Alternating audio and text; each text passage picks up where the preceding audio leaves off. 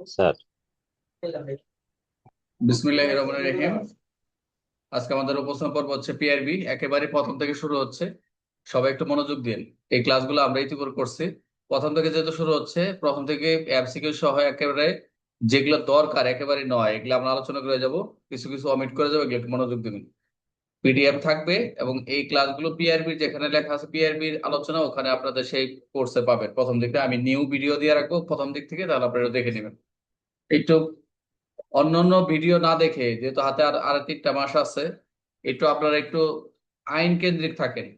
খালি মাথাটাকে আইনের উপরে রাখেন যে এটা এটা এই ধারাই রিভিশনের উপরে রাখেন। তাহলে আমরা পিআরবি আলোচনার শুরুতে আমরা দেখতে পাচ্ছি এটা 1943 আলোচনা। এটি পিআরবি হচ্ছে 1943 সালে এটা কার্যক্রম শুরু হয় এবং এটার মূলত কার্যকর হয়েছিল মূলত 1927 সালে। বুঝতে পারছেন? পরবর্তী একবারে প্রতিষ্ঠিত হয় 1943-এ গিয়ে এই আমাদের পিআরবি। তো যাই হোক, এখানে বিস্তারিত আলোচনার অনেক কিছুই ছিল, এগুলো দরকার নাই, এগুলো আমরা মোটামুটি মূল কথাগুলো জানবো। পিআরবি 1943 সাল, অধ্যায় হচ্ছে 27টি, এটা মনে রাখবেন। মোট পিআরবি বিধি হচ্ছে 1290টি, এটা একটু খেয়াল রাখবেন। আর শুরু হয়েছে ব্যাখ্যা দিয়ে এবং শেষ হয়েছে ফর্ম স্টেশনারি বা বিতরণ দিয়ে, খেয়াল রাখবেন। শুরু হয়েছে ব্যাখ্যা দিয়ে। ব্যাখ্যা কি? কিছু কিছু আমরা সংজ্ঞা পাবো শুরুতে।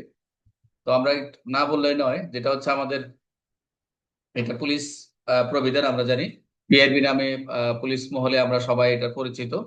তো এখানে এই যে 1897 সালের জেনারেল ক্লোজ অ্যাক্টের এই 2-এর 46-এ বলা রয়েছে, সাংবিধানিক একটা দলিল প্রদত্ত ক্ষমতা অনুসারে এই কর্তৃপক্ষ কর্তৃক প্রণীত বাংলাদেশে বলবৎ যে প্রবিধানকে এই প্রবিধান বোঝাচ্ছে।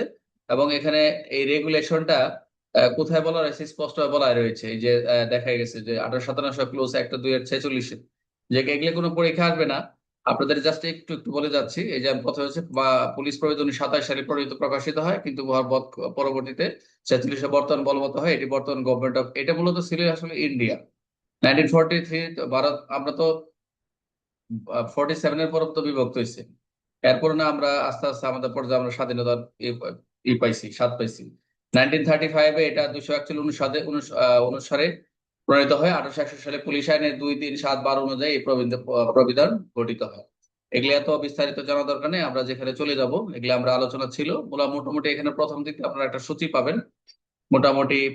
প্রথম বলছিলাম যে মোট অধ্যায় 27টি আর বিধি হচ্ছে 1290টি। এখানে সূচিতে মোটামুটি এখানে অধ্যায় হচ্ছে কয়টা? 27টা। অধ্যায় 27 এগুলা একটু আপনারা একটু দেখে নেবেন। এখানে মূল যে সূচিটা এখানে দেওয়া আছে, এই সূচিটা আপনাদের দিয়ে দিব। এখানে যা আছে এর বাইরে পড়ার দরকার নেই। আমরা একটু সংশোধন আসছি কিছু কিছু ভিতর থেকে যে এমসিকিউ যেগুলো একটু আপডেট করে দিচ্ছি আপনাদের। তো আমরা এখানে একে যে ব্যাখ্যা যেটা পাবো, একে যে ব্যাখ্যা যেটা পাবো, ব্যাখ্যা যেটা পাবো সেটা হচ্ছে এখানে যেটা দরকার সেটা 1-এর খ বা 1-এর 2। এটা ইম্পর্টেন্ট এমসিকিউ আসে যে অফিসার বলতে কি বোঝায়।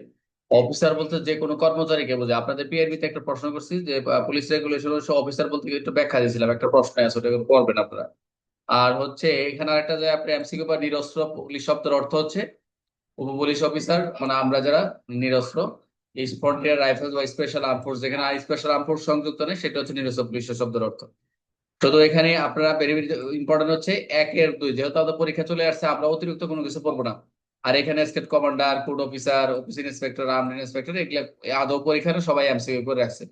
এখানে যেগুলো এমসিকিউ এখান থেকে গুরুত্বপূর্ণ, সবাই একটু মনোযোগ দেন। যেহেতু আমরা আজকে কিন্তু আলোচনা হচ্ছে শুধু 1 থেকে 50 দেখবো। আজকে আমরা 1 থেকে 50 দেখবো। 1 থেকে 50-এর ভিতরে কোনগুলো রিটেন এবং কোনগুলো হচ্ছে এমসিকিউ। তো এখানে এখান থেকে যেগুলো জরুরি আপনাদেরকে ওগুলাই পরীক্ষা নিব। এগুলা যেগুলো আছে আপনারা পারবেন, পিআরবি এখানে যেগুলো করা আছে এখান থেকে যেগুলো, এগুলো আপনারা একটু আমি দিয়ে দিব আপনাদের পিডিএফ আকারে, এগুলো আপনারা একটু পড়ে নেবেন, এখানে কোনো কিছু নাই। আমরা একবারে চলে যাব যেগুলো জরুরি পরীক্ষা আসার মতো, সেগুলো একটু দেখবো। অনেকগুলা করছি, এগুলো দরকার নাই। একেবারে চলে যাবো যেগুলো জরুরি আর কি।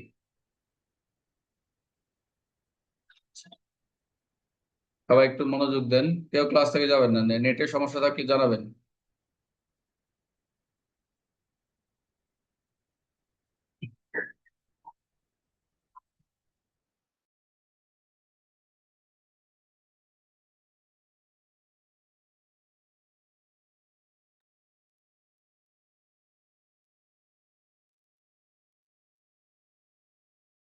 দেখা যায় সবাই? আর দেখা যায় স্যার। এখানে খুব কিছু এমসিকিউ করছে, এগুলো আপনাদের পরীক্ষা নেবো, এগুলা ইতিপূর্বে হয়েছে, কিন্তু আমি আবার একটু যেখান থেকে দরকার ওগুলো আমি যাচ্ছি। এগুলো আগের এমসিকিউ করা ছিল, এগুলো এইভাবে রাখছে, এগুলো আপনাদের আপনাদের প্রোভাইড করবো, সমস্যা নেই, এগুলো পারবেন। কিছু কিছু জিনিস আছে এগুলো এমসিকিউ এমনি পারা যায়, অনেকগুলো করছি প্রথম দিক থেকে, এগুলো একটু আসে, দু একটা জায়গায় পরীক্ষা আসছে তো এগুলো করে রাখছি। আচ্ছা, দেখেন 15, সবাইকে মনোযোগ দেন, একেবারে চলে আসছে আমরা 15, একটু মনোযোগ দেন। এই 15 বিধিটা একটু রিডিং নেবেন, এটা কোনো এমসিকিউ, এখান থেকে এমসিকিউ আসবে যদি আসে পরীক্ষায়। পুলিশ প্রশাসনের জেলা ম্যাজিস্ট্রেট ও এসপির সাথে সম্পর্ক, জাস্ট এটা মনে রাখবেন, টুকা এখন যেগুলো পড়াচ্ছি ছোট করে টিক চিহ্ন দিয়ে দিবেন। ফাইনাল এখন আপনারা যারা পিএরবি পান নাই, পিএরবি টা দুর্বল, বেসিকটা এখনই আপনাদের একটু ভালো করে নিয়ে নেন যে স্যার কি কি পড়াচ্ছে। পুলিশ প্রশাসনে জেলা ম্যাজিস্ট্রেট এবং এসপির যে ক্ষমতা রয়েছে এখানে বলছে, আমরা কিন্তু এই যে যাই পাবো জেলা ম্যাজিস্ট্রেট কার্যক্রমটা কি, আমরা মেবি 19-এ যাই পাবো জেলা ম্যাজিস্ট্রেট কি কি কার্যক্রম। যে আমরা যেহেতু পুলিশ আইনে 44-এ পড়ছি, যে জেনারেল ডায়েরি দেখার ক্ষমতা কার, জেনারেল ডায়েরি দেখার ক্ষমতা হলো এসপির, আর তলব করার ক্ষমতা কার, জেলা ম্যাজিস্ট্রেট। ওখানে একটা কথা রয়েছে, এখান থেকে এমসিকিউ আসে। তো এই যে পুলিশ প্রশাসনের 15 বিধিতে বলছে জেলা ম্যাজিস্ট্রেট ও এসপির ক্ষমতাটা সম্পর্কটা কেমন হবে, অর্থাৎ জেলা ম্যাজিস্ট্রেট এসপির অ্যাবাউট রিলেশনটা কেমন হবে সেটা বলছে। অর্থাৎ একজন এসপি কিন্তু সবসময় খেয়াল রাখবেন, আমি 1 মিনিট করে বলে যাচ্ছি, সবাই একটু মনোযোগ দিন, আস্তে আস্তে বলবো, সবাই একটু নোট করে, নোট করার দরকার নেই, এগুলা পিডিএফ দিব। এসপি জেলার পুলিশ বাহিনীর প্রধান, সবসময় মনে রাখবেন, প্রশাসন শৃঙ্খলা দক্ষতার জন্য সবসময় দায়ী থাকে।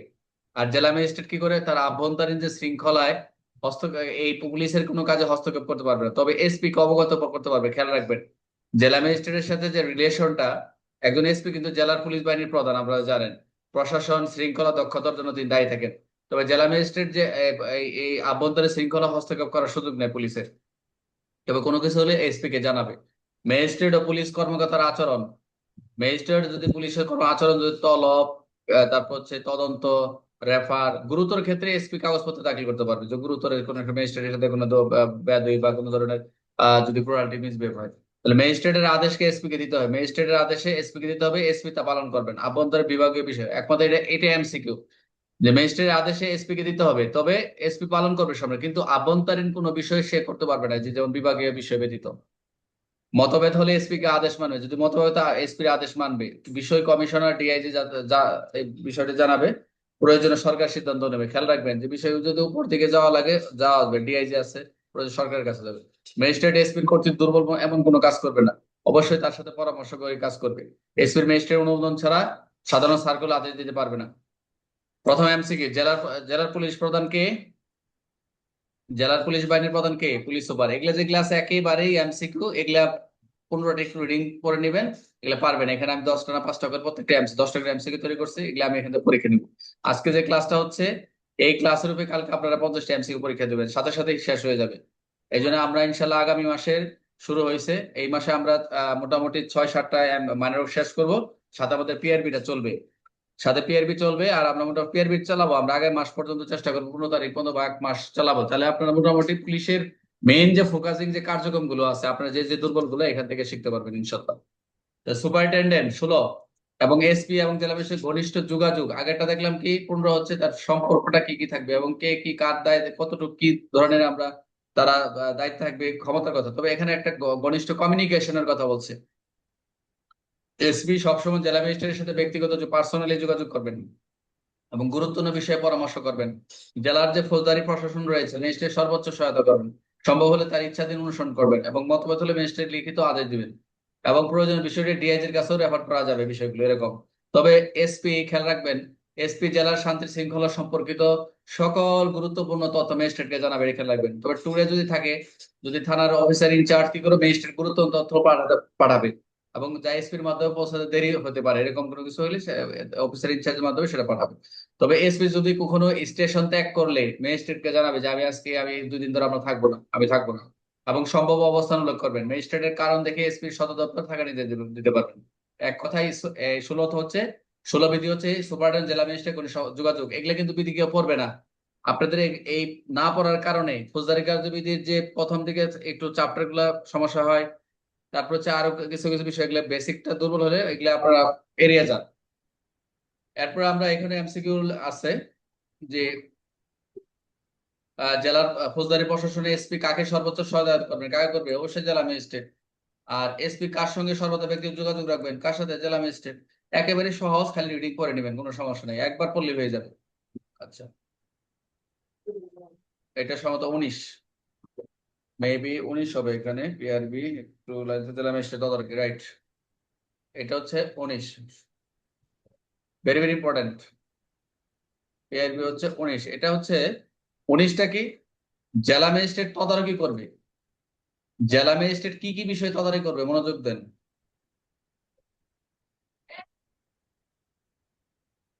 জেলা ম্যাজিস্ট্রেট অপরাধ প্রতিরোধ উদ্ঘাটনের উপর নিয়মিত তদারকি করবে। কোথায় করবে? 19, যে একজন জেলা ম্যাজিস্ট্রেট অপরাধ প্রতিরোধ, মনোযোগ দেন, দেখেন কোন কোন জায়গায় কাজ করে। জেলা ম্যাজিস্ট্রেট অপরাধ প্রতিরোধ ও উদ্ঘাটনের উপর নিয়মিত তদারকি করবেন এবং যার সুষ্ঠু পরিচালনার চূড়ান্ত দায়িত্ব তার উপর ন্যস্ত থাকবে, এবং তার গুরুত্বপূর্ণ দায়িত্ব যতগুলো দায়িত্ব থাকবে তার মধ্যে একটা নির্দিষ্ট বিরতিতে জেলার থানা সমূহ তিনি পরিদর্শন করবেন। একজন জেলা ম্যাজিস্ট্রেট কিন্তু থানা পরিদর্শন করে, জানেন তো, এই 19 বিধিতে। এবং বিভাগের যে কার্যক্রমগুলো, যে খুঁটিনাটি যে বিষয়গুলো রয়েছে সেগুলো পরীক্ষা করবে। এবং তার জন্য আবশ্যক নয় তবে বিশেষ কিছু, তবে তার জন্য আবশ্যক নয় তবে খুঁটিনাটি বিষয়গুলো সে দৃষ্টি দেবেন। কিরকম? এই যে আপনারা, আমি বললাম একটু আগে যে 44 ধারা জেলা, একটা এমসিকিউ আসছিল যে এরকম আসছিল যে জেলা ম্যাজিস্ট্রেট জিডি তলব করবে কে? জেলা ম্যাজিস্ট্রেট। দেখার দেখবে কে? এসপি। এখানে দেখেন, এখানে কথা প্রথমেই কথাটা বলা আছে, সাধারণ ডায়েরি জিডি সঠিকভাবে লিপিত হচ্ছে কিনা ইনি এটা কিন্তু কখন ইন্সপেকশনে গেলে উনি এগুলো দেখেন, এগুলো এখতিয়ার রয়েছে তার। জিডি কিন্তু জেলা ম্যাজিস্ট্রেট লিপিবদ্ধ হচ্ছে কিনা তিনি সঠিকভাবে ইনি কিন্তু দেখেন। গুরুত্বপূর্ণ পরিসংখ্যান যথাযথ সংগ্রহ হচ্ছে কিনা, গুরুত্বপূর্ণ কোনো স্ট্যাটিস্টিক্স যদি থাকে, কোনো তথ্য থাকে, সেগুলা হচ্ছে কিনা দেখবে। অস্ত্র আইনের সঠিক প্রয়োগ হচ্ছে কিনা, অস্ত্র আইন, এই যে অস্ত্র আইনগুলা ঠিক মতো অ্যাপ্লাই হচ্ছে কিনা। এবং এলাকার ফসল সংক্রান্ত পরিসংখ্যান, থানায় তো অনেক কাজ, দেখেন এই যে ফসল সংক্রান্ত কি পরিসংখ্যান নেবেন থানায়, এগুলা আছে কিনা। গ্রামীণ পুলিশের কার্যক্রম, যারা গ্রামীণ পুলিশ রয়েছে পিআরবিতে, থানার সার্বিক অপরাধ পরিস্থিতি, অপরাধ বৃদ্ধির হ্রাসের কেন এরকম হচ্ছে। সাব ইন্সপেক্টর তার দায়িত্ব সম্পর্কে যথাযথ জ্ঞান রাখেন কিনা, সাব ইন্সপেক্টরদের এলাকার গণ্যমান্য ব্যক্তিদের সাথে যোগাযোগ, স্থানীয় জ্ঞান অর্জন করেছেন কিনা, কাজে কোনো আগ্রহ কিনা, থানার অন্যান্য কর্মকর্তাদের সঠিকভাবে কাজ করছে কিনা, তাদের দায়িত্ব এলাকা সম্পর্কে যথাযথ জ্ঞান আছে কিনা, থানা নিয়মিত যথাযথ পরিদর্শিত হচ্ছে কিনা, এই বিষয়গুলো মোটামুটি তিনি দেখবেন।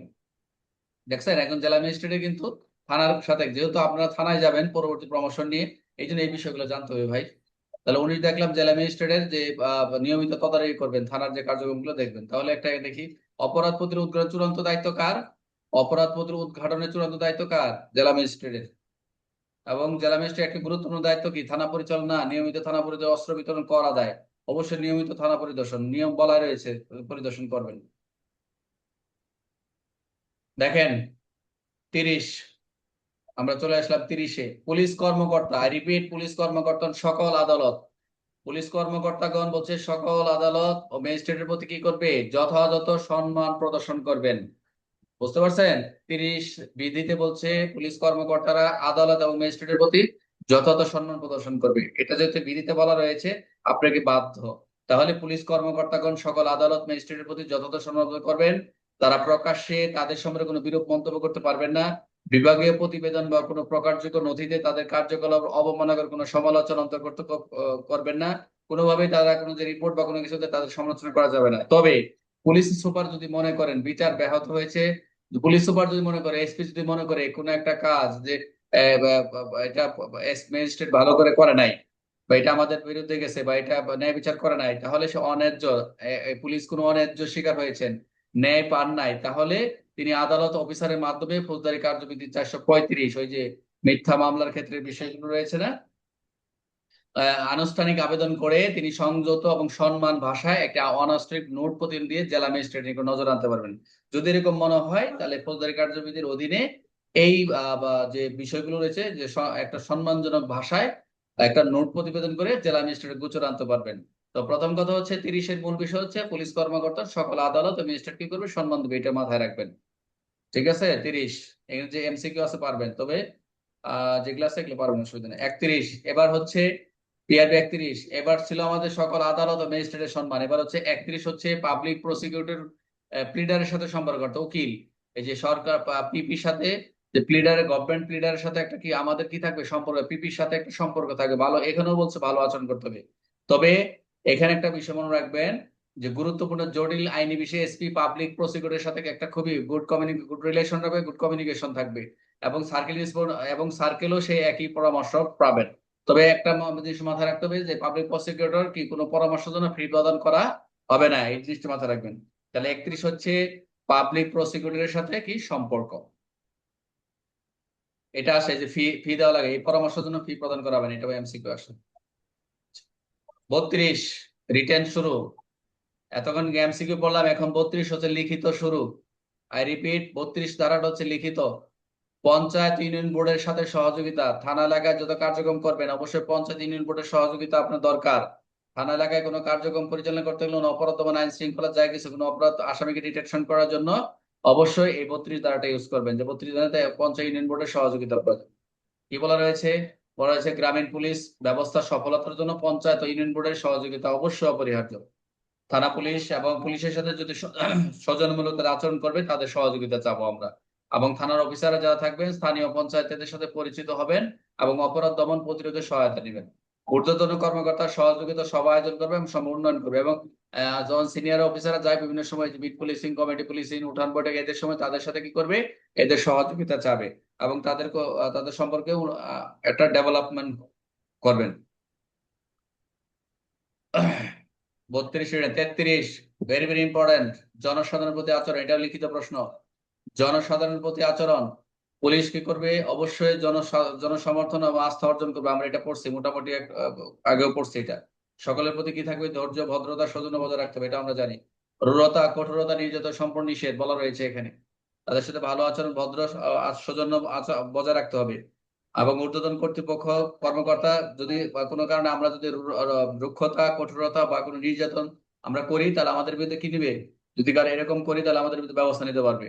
এবং অভদ্র যারা এরকম আচরণ করবে তাদের বিরুদ্ধে পদোন্নতির জন্য সুপারিশ করতে পারবে না।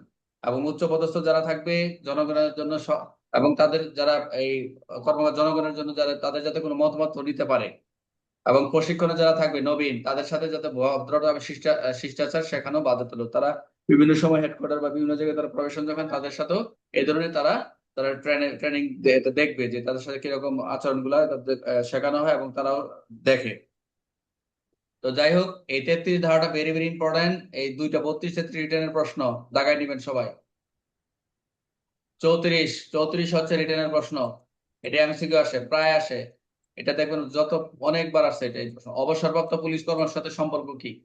আই রিপিট, অবসরপ্রাপ্ত যারা পুলিশ থাকবে এদের সাথে সম্পর্ক, যারা রিটায়ার করতেছে আমরা, অন্যান্য বাহিনীতে যারা রিটায়ার করে তাদের সাথে একটা সম্পর্ক থাকে, আমাদের পুলিশের একই। অ্যাজ ওয়েল এস এই অবসরপ্রাপ্ত যারা রিটায়ারমেন্টে যাবে তাদের সাথে কেন সম্পর্ক রাখবো, এই কারণেই।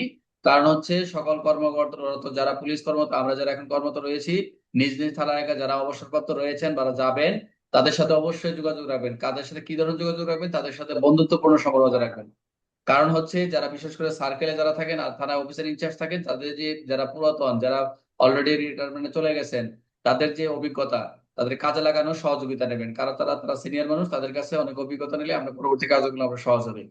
আর এই যে তারা যারা অবসরপ্রাপ্ত যারা পুলিশ কর্মকর্তা যায়, তার প্রত্যেক জেলার ওই এসপি অফিসে, থানা এলাকায় থানা দিন এবং ওই এসপি ওই জেলাধীন যে অবসরপ্রাপ্ত যারা যাবেন, এসপি কি করেন তার অফিসে এই অবসরপ্রাপ্ত কর্মকর্তাদের একটি ইন্ডেক্স রাখবে, এটাই হলো এমসিকিউ। যে অবসরপ্রাপ্ত তালিকা কোথায় থাকবে, এসপি অফিস থাকবে নাকি থানায় নাকি সার্কেল অফিস, থানায় থাকবে। এবং তাদেরকে আরেকটা যে বিষয় বলা রয়েছে, তাদের প্রতি পুলিশের কাজে আগ্রহ রাখতে বিভিন্ন অনুষ্ঠানে, এই যে যাতে তাদেরকে বিভিন্ন কাজে জেলাতে বা বিভিন্ন বড় বড় প্রোগ্রামে, যে প্রোগ্রাম গুলো হয় অকেশনাল গুলোতে, যেমন কনফারেন্স, প্যারেড, এগুলা তাদেরকে কি করতে হবে, অবশ্যই তাদেরকে আমন্ত্রণ জানাবেন। 34 ক্লিয়ার। আমরা এখন দেখো 35, 5 12 35, যেটা আমরা জানি ভেরি ভেরি ইম্পর্টেন্ট, এটা হচ্ছে এমসিকিউ। এবং এখানে রিটার্নের এই পর্যন্ত আসে নাই। ইন্সপেক্টর জেনারেল অর্থাৎ আইজি স্যারের, আমাদের আইজি স্যারের ক্ষমতা, পুলিশ আইন কার্যবিধি 12, পুলিশ আইনে এই জন্য বলছে 5 12 35 সিরিয়াল ধরে বলছে 5 12 35। অর্থাৎ ইন্সপেক্টর জেনারেল আমাদের আইজি স্যারের কি কি ক্ষমতা রয়েছে এখানে, এই 3টি ধারা বিধি অনুসারে, পুলিশ আইন অনুসারে অনেক ক্ষমতা রয়েছে এখানে। তাহলে ইন্সপেক্টর জেনারেল আইজিপি স্যার আমাদের যে এই সময় সরকারের পূর্বানুমোদন ব্যতীত, সরকারের পূর্বানুমোদন অর্থাৎ সরকার অনুমোদন ব্যতি রেখে কোনো কার্যাবলী কি করবেন না, তিনি তবে তিনি আদেশ জারি করবেন না, তবে অবশ্যই তিনি এই পূর্ববর্তী কোনো আদেশ বা ব্যাখ্যামূলক করার জন্য সাধারণভাবে তিনি আদেশ জারি করতে পারবেন। তবে সবসময় খেয়াল রাখতে হবে তিনি যে স্থায়ী আদেশটা করতেছেন তা আগে দেখবে অবশ্যই লিগ্যাল রিমেম্বারেন্সের অনুমোদন হতে হবে। তিনি যে আদেশগুলো করেন পুলিশ গেজেটে পুলিশ আদেশ হিসেবে প্রকাশ করতে হবে। তিনি যে আদেশগুলো করেন অবশ্যই পুলিশ গেজেটে পুলিশ আদেশ হিসেবে কি করতে হবে, এটা প্রকাশ করতে হবে। সেগুলোকে পুলিশ প্রবিধানে অন্তর্ভুক্ত এবং পরবর্তী কি করবে, সরকারের যাতে অনুমোদন নেওয়া যায়। আমরা জানি এটা হলো প্রথম পার্ট। দ্বিতীয় পার্ট হচ্ছে পুলিশ আইন 5 অনুযায়ী আইজিবি স্যারের সমগ্র প্রদেশ সমগ্র বাংলাদেশে ম্যাজিস্ট্রেটের পূর্ণ ক্ষমতা করতে পারেন। Very very important. IGP sir কিন্তু আমাদের ম্যাজিস্ট্রেটের পূর্ণ ক্ষমতা প্রয়োগ করতে পারেন। এটা তবে কিসের ক্ষেত্রে, কোন ক্ষেত্রে? এই যে ম্যাজিস্ট্রেটের যে পূর্ণ ক্ষমতা প্রয়োগ কোন ক্ষেত্রে? কেবল তা অপরাধ প্রতিরোধ, এটা হচ্ছে 12 বলা রয়েছে ফৌজদারি কার্যবিধি, অপরাধ প্রতিরোধ, উদ্ঘাটন, অপরাধীকে গ্রেপ্তার শনাক্তের উদ্দেশ্যে, এইটুকু ইম্পর্টেন্ট। 35-এর খ ভেরি ইম্পর্টেন্ট, যে আইজিবি সমগ্র বাংলাদেশ ম্যাজিস্ট্রেটের পূর্ণ ক্ষমতা প্রয়োগ করতে পারেন, তবে কেবল কোন ক্ষেত্রে? অপরাধ প্রতিরোধ, উদ্ঘাটন, অপরাধীকে গ্রেপ্তার শনাক্ত উদ্দেশ্যে শুধুমাত্র ম্যাজিস্ট্রেটের অনুপস্থিতিতে যতটুকু প্রয়োজন, ম্যাজিস্ট্রেটের অনুপস্থিতিতে যতটুকু প্রয়োজন ততটুকুই করতে পারে। এমসিকে যে ক্লাসে পারবেন ইনশাল্লাহ। 36 ডিআইজি আমাদের ডেপুটি ইন্সপেক্টর জেনারেল, তাহলে 34 রিটায়ার্ড অফিসার, 35 আইজিপি স্যারের আর লিমিটেড ম্যাজিস্ট্রেট পড়া যায়।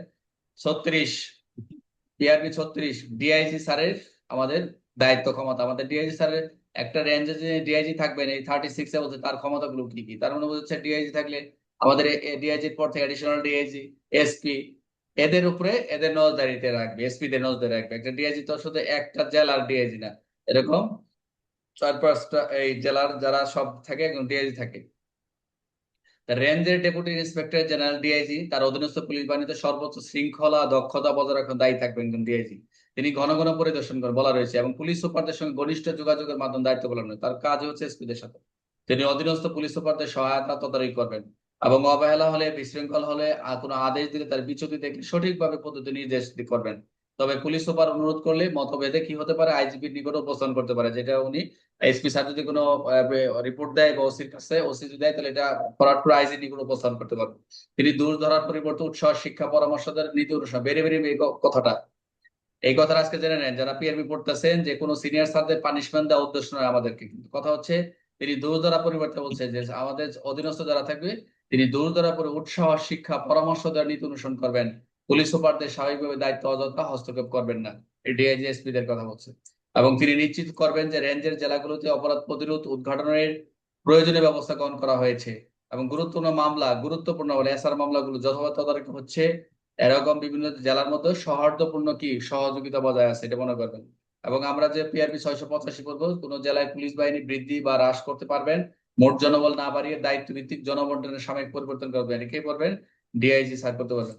তবে আইজিপির অনুমোদন ছাড়া বা আইজিপির অনুমোদন ছাড়া তিনি রেঞ্জের পুলিশ সুপারদের কোনো সার্কুলার আদেশ জারি করতে বা নতুন রিটার্ন ফর্ম চালু করতে পারবেন না। এটা হলো ডিআইজি স্যার আইজি স্যারের অনুমোদনে করবেন।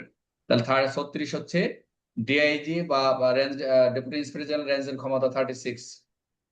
35 হচ্ছে আইজি, পরে বলছে ডিআইজি। এগুলি এমসিকিউ আছে, এখন দিয়ে দেবো, পরীক্ষা নিয়ে দেবো, আপনাদের সাথে সাথে শেষ হবে ইনশাল্লাহ। 36, 37, 37 মনোযোগ দেন। অতিরিক্ত পুলিশ সুপারের ক্ষমতা নিয়ন্ত্রণটা কি? একজন অতিরিক্ত পুলিশ সুপারের অধীনস্থ যারা থাকে, দেখেন মনোযোগ দেন। 37 তাহলে রিডিং এটা, কারণ হচ্ছে আপনার গেলেই আপনার থানা, আপনারা যখন এখন এএসআই সাব ইন্সপেক্টর হচ্ছেন, আপনারা এই এই ব্যক্তিদের সাথে কানেক্টিভিটি আপনার জানতে হবে, কার কি ক্ষমতা, তাহলে কাজ করে মজা পাবেন না। অর্থাৎ এডিশনাল এসপির পুলিশ সুপারের অধীনস্থ সহযোগী যারা কর্মকর্তা তার অবস্থান একটি দ্বিতীয় অর্থাৎ রেজিমেন্টের দ্বিতীয় ইন কমান্ডের অনুরূপ। উভয় কর্মকর্তা পারস্পরিক সহযোগিতার মাধ্যমে কাজ করবে অবশ্যই, এবং জেলার প্রশাসনের গুরুত্বপূর্ণ বিষয়সমূহ সম্পর্কে এক অপরকে অবহিত করবেন। তাদের মধ্যে একজন সদর দপ্তরে যদি অনুপস্থিত থাকে, অন্যজন চলতি কাজে, যেমন অনেক সময় দেখা যায় এসপি চার চলে গেছে, অ্যাডিশনাল এসপি দায়িত্ব দেয়, এটা নিয়ম, নাহলে এসি এর দায়িত্ব দিবে। কিন্তু আমাদের আইনে বলা হয়েছে একজন কিন্তু এসপি, একজন ওসিও কিন্তু এসপির ক্ষমতা প্রয়োগ করে, জানেন তো আপনারা। আবার একজন এসপি কিন্তু ফৌজদারি কার্যবিধি 551, তিনিও এই জুরিডিকশনে উনিও কিন্তু সুপিরিয়র অফিসার হিসেবে থানা এলাকায় তিনিও কাজ করতে পারেন। এই প্রবিধানের সীমাবদ্ধতায় সাপেক্ষে পুলিশ সুপার তার বিবেচনায়, যেটা বললাম এখন, অতিরিক্ত পুলিশ সুপারকে দায়িত্ব দিতে পারেন, যেটা বললাম। এবং অপেক্ষাকৃত কম গুরুত্বপূর্ণ নিষ্পত্তির ক্ষমতা অর্পণ করতে পারেন, যে আমি এখন কোথাও যাচ্ছি বা আমি বাইরে আছি, তাকে অপেক্ষিত কম গুরুতর কাজ নিষ্পত্তির ক্ষমতা তাকে দিতে পারে, যাতে পুলিশ সুপার কি করে তার দায়িত্বে কোনোভাবে ক্ষুণ্ণ না হয়। প্রয়োজনে মনে হলে এই বিষয়টা যদি রেঞ্জ ডিআইজি স্যারের সাথে কি পরামর্শ করবে। তবে আর একটু যে এসবি গোয়েন্দা শাখার কাজ সম্পর্কে পরস্পরকে অবৈধ রাখার পুলিশ সুপার অতিরিক্ত পুলিশ সুপার নিয়মিত কাজ করবে, যে এসবি ডিএসবির মাধ্যমে, যে এসবি যে রয়েছে গোয়েন্দা শাখার যেটা ডিবি না, এই এই অতিরিক্ত পুলিশ সুপার নিয়মিত পরিচালনা করবে, এই বিষয়টা খেয়াল রাখবেন। এবং পুলিশ সুপার জেলার অপরাধ নিয়ন্ত্রণের জন্য একটি নির্দিষ্ট কর্মপদ্ধতি নির্ধারণ করবেন, একজন এসপি নির্ধারণ করবেন জেলার যে অপরাধ নিবারণ করার জন্য, নিয়ন্ত্রণ করার জন্য। এবং অতিরিক্ত পুলিশ সুপার বাস্তবে তাকে সর্বাত্মক সহায় করবেন। তার মানে বোঝা হচ্ছে একজন এসপি কে সর্বাত্মক সহায়তা কে করেন, অ্যাডিশনাল এসপি, সবসময় খেয়াল রাখবেন।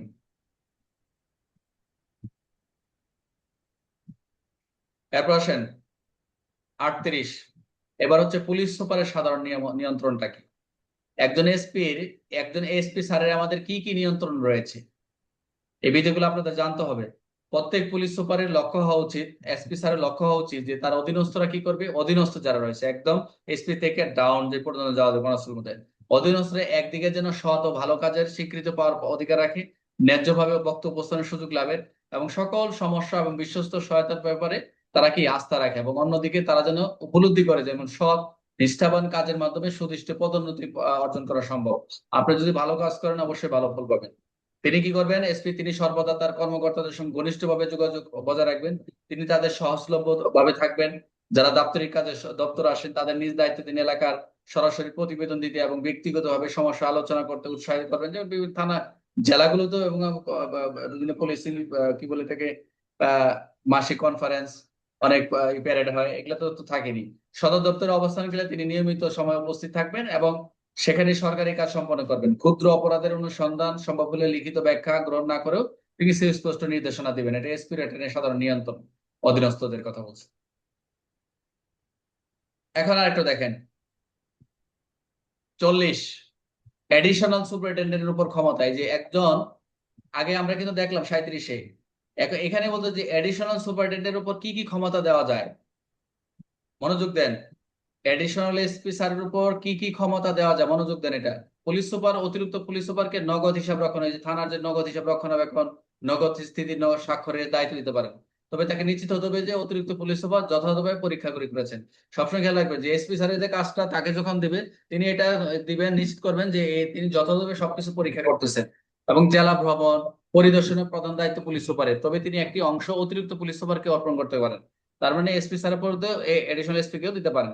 এবং আরো কিছু কাজ রয়েছে যেগুলো হচ্ছে কোনো অবস্থাতে, ভেরি ইম্পর্টেন্ট, এটা জেনে রাখেন, মনে রাখবেন, কোনো অবস্থাতে নিম্নলিখিত বিষয়গুলি কোনো অবস্থাতে অতিরিক্ত পুলিশ সুপারকে অর্পণ করা যাবে না। এটা তো জেনে রাখেন যে এডিশনাল এসপির কি ক্ষমতা। তার মানে এডিশনাল এসপি স্যারের মানে দায়িত্বই নাই নাকি, তাহলে নিম্ন বিষয় কোনো অবস্থাতেই তাদেরকে অর্পণ করবে না, দায়িত্ব দিবে না। কি কি দিবে না, পুলিশ বাহিনীর ড্রিল, শৃঙ্খলা সামগ্রী নিয়ন্ত্রণ, কোনো সময় ড্রিল চালানো দিবে না তাদেরকে, শৃঙ্খলা ব্যবস্থা সামগ্রী দিবে না। তো সমগ্র জেলার পুলিশ বিভাগের অর্থ সম্পদে ব্যয় নিয়ন্ত্রণ করতে দিবে না। জেলা গোয়েন্দা শাখার কার্য বিশেষ অনুমোদন প্রাপ্ত জেলা ব্যতীত জেলা ক্রাইম নোটবুক সম্পদে অপরাধ নিয়ন্ত্রণ সংরক্ষণ। আর জেলার কোনো অংশ অপরাধ নিয়ন্ত্রণ সামগ্রীর দায়িত্ব। ময়মনসিংহ জেলা ছাড়া জেলাভিত্তিক ভৌগোলিক কর্ম বন্টন নিষিদ্ধ, এগুলো অনেক আগের কথা। অতিরিক্ত পুলিশ সুপার গোপনীয় প্রতিবেদন লিখতে পারেন, তবে পুলিশ সুপার নিয়ন্ত্রণে অধীন থাকবে। দেখছেন ওই যে কনফিডেন্সিয়াল রিপোর্ট, যেটা অতিরিক্ত পুলিশ সুপার গোপনীয় পদে লিখতে পারেন, তবে পুলিশ সুপার নিয়ন্ত্রণ মন্তব্যের অধীন থাকবে।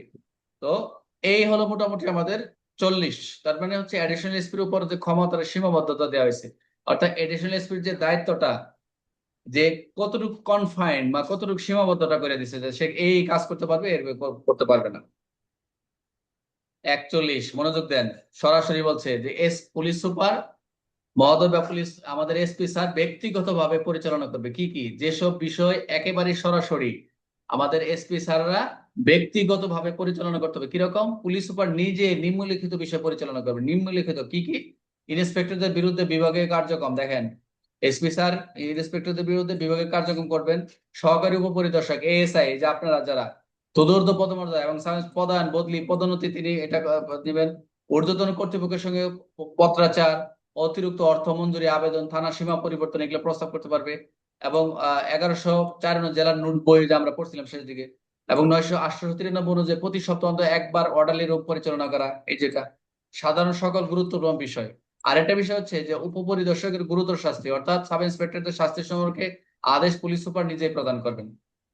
উপপরিদর্শকের গুরুতর শাস্তির ক্ষেত্রে পুলিশ সুপার নিজেই কি করবেন, এটা নিজেই প্রদান করবেন। এবং পুলিশ সুপার যত সময় নিজে কি করবেন, গুরুত্বপূর্ণ মামলা তদারকি করবেন, যেটা আমরা সামনে গিয়ে পাবো। এসআর মামলা 53, 54, 54, 53, 54 আমরা যা কালকে ক্লাসে যা পাবো। গুরুত্বপূর্ণ মামলা তদারকি করবেন এবং সদর দপ্তর মাসিক কিট পরিদর্শন করবেন, যেগুলো আপনার জেলায় যারা আছেন কিট প্যারেড পান। জেলার থানা পুলিশ অফিস পরিদর্শন এবং জেলা এলাকা জেলার অফিস সময় কি করবে, তিনি কি করবেন, ইন্সপেকশন করবেন, গুরুত্বপূর্ণ গোপন বিষয় তিনি নিষ্পত্তি করবেন। মোটামুটি এখানে বলছে যে সব বিষয় অ্যাকচুয়ালি সে বিধিতে বলছে পুলিশ সুপার সরাসরি পার্সোনালি সে কি করবে, ব্যক্তিগত পরিচালনা করবে, সরাসরি এটি করবে উনি। অনেক ক্ষমতা, একজন এসপি এর অনেক ক্ষমতা।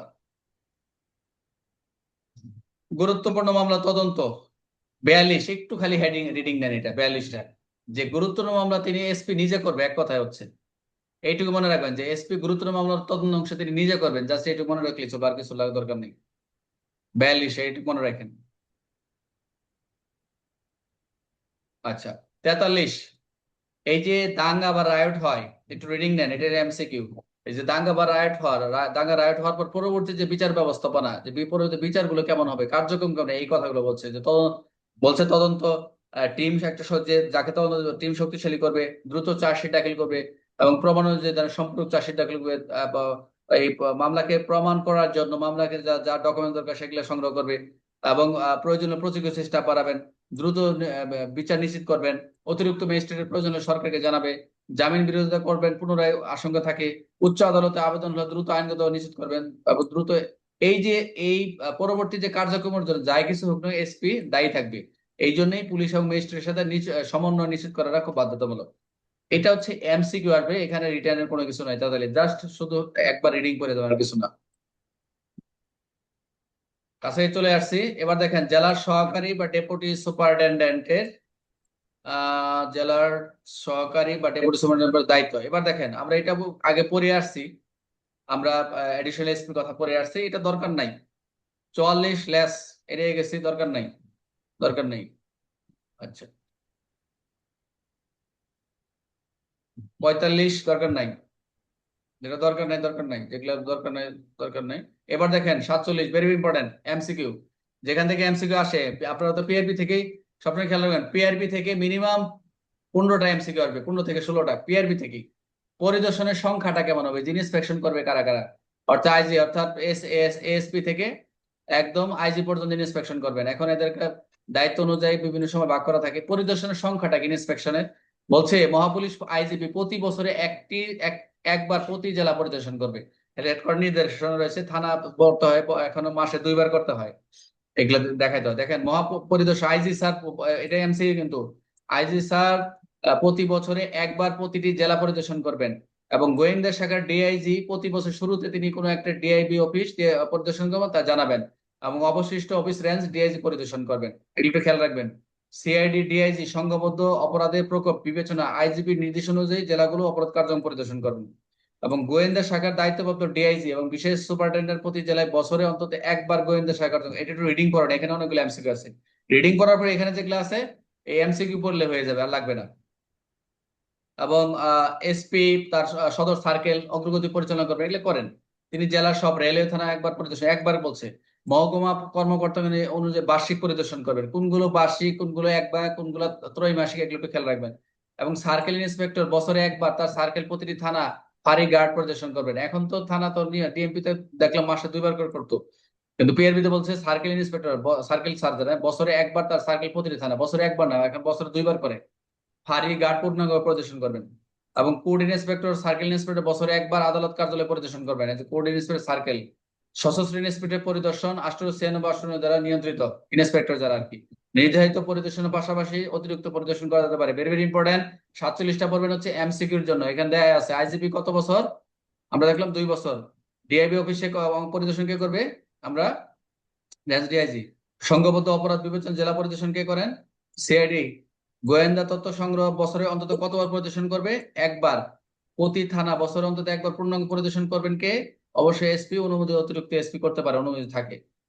আচ্ছা, আর হচ্ছে রেলওয়ে থানা কতবার পরিদর্শন করবে মাসে, কি বছরে একবার।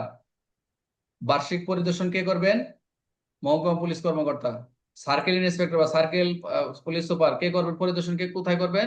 থানা ও ফাঁড়ি গার্ড।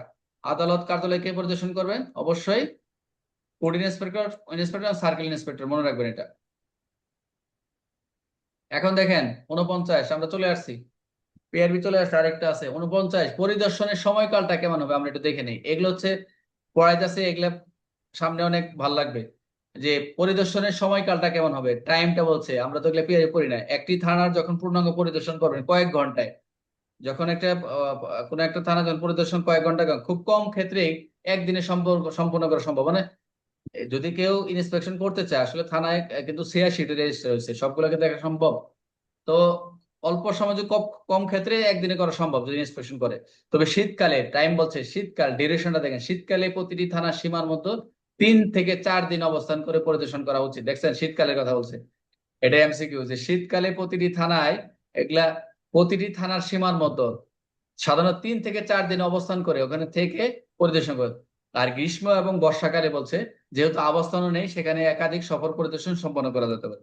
শুষ্ক অঞ্চলে সুপারিনটেন্ডেন্ট উচিত শীতকালে শুরু হওয়ার আগেই পরিদর্শন শেষ করা, এবং এই জন্য টাইম গুলা দেখা যায় কোন কোন সময় করবে, ইন্সপেকশন করবে, যাতে শীতকালে তারা প্রবিধান 51 উল্লেখিত বিশেষ সময় আভ্যন্তরীণ এলাকায় গিয়ে পরীক্ষা করতে পারে। আমরা 51 কালকে যাই দেখবো। তাহলে পরিদর্শনের সময়কাল দেখলাম, যে শীতকালে কতে সাধারণত 3 থেকে 4 দিন। এগুলা কিন্তু এমসিকিউ এখন আহ, এই পর্যন্ত 20 সাল থেকে যতগুলো এমসিকিউ পরীক্ষা চলে আসছে, এখন কিন্তু এদিক থেকে এমসিকিউ দিবি। এবং তাই হয়েছে গত আগের পরীক্ষা, গতবারও এদিক থেকেও এমসিকিউ, যারা সায়েন্স পরীক্ষা দিবেন দেখবেন এই যে ঘড়ির কাঁটার ঘন্টা থেকে আসছে, যেটা পিআরবি 73 থেকে অনেকে পারে নাই। ঠিক আছে। তো যাই হোক, এটা হচ্ছে আমাদের 49 পরিদর্শনের সময়কাল। এখন হচ্ছে আজকে 51 তো দেখার কথা না। আচ্ছা, 49 পর্যন্ত দেখবো, 51 কালকে থেকে দেবো, যেহেতু আজকে আমাদের সিলেবাসে 50 পর্যন্ত আছে। 50 ইম্পর্টেন্ট না, এই পর্যন্তই শেষ। তো যেগুলো পড়াইলাম কালকে আমরা 51 থেকে 100 পর্যন্ত দেখবো। তবে একটু বলে নেই, 51 থেকে 100 হতে পারে, কিন্তু এখানে সব পড়বো না। এখানে আমরা যেগুলো রিটেন রিটেন আর এমসিকিউ এমসিকিউ, আজকে হয়তো একটু প্রথম দিক থেকে একটু বেশি হয়ে গেছে, কালকে থেকে একটু কমে যাবে, আস্তে আস্তে কমতে থাকবে ইনশাল্লাহ। সব মিলে আমরা হয়তো সর্বোচ্চ 1-150 বা যেহেতু পিআরবি অনেক, 1-150 মতো পড়বে ইনশাল্লাহ। তো এর মধ্যে মোটামুটি আমরা আগে শেষ করছি যেগুলা, ওগুলা থেকে যে যা পড়ানো হয়েছে ওই পর্যন্ত থাকবে। এখন আমরা প্রথম থেকে শুরু করছি, এগুলা পিডিএফ গুলো দিয়ে দিব। আর এই 50 পর্যন্ত যে আপনাদের ক্লাসগুলো নিলাম, কালকে আপনাদের 12টার সময় এখান থেকে 50টা এমসিকিউ দিব। এই যে 50টা এমসিকিউ দিব, এটি হচ্ছে ভেরি ভেরি ইম্পর্টেন্ট। আপনারা প্রিন্ট দিবেন, আপনারা তো আজকেও দিয়ে দিছি, প্রিন্ট দিয়ে আপনারা ফাইল করবেন। খেয়াল রাখবেন, যখন 30টা এমসি হবে, 30টা মডেল টেস্ট আপনারা পেয়ে যাবেন, 1000 প্লাস হবে, তো মনে করবেন যে আপনার এমসিকিউ পাস। 1000 এমসিকিউ যখন আপনারা যখন প্রিন্ট দেওয়া শেষ হবে, পরীক্ষা দিবেন, অলরেডি এখানে আমার যারা আছেন অলরেডি 3000 প্লাস হয়ে গেছে পুরাতন যারা। তো মোটামুটি আশা করতেছি যে এমসিকিউ কোনো টেনশন নাই, ইনশাল্লাহ কমন পড়বে। তো এটা আমাদের কি স্যার পিআরবি খালি 1000 স্যার? আমাদের পিআরবি পিআরবি থেকে পর্যন্তই। 1000?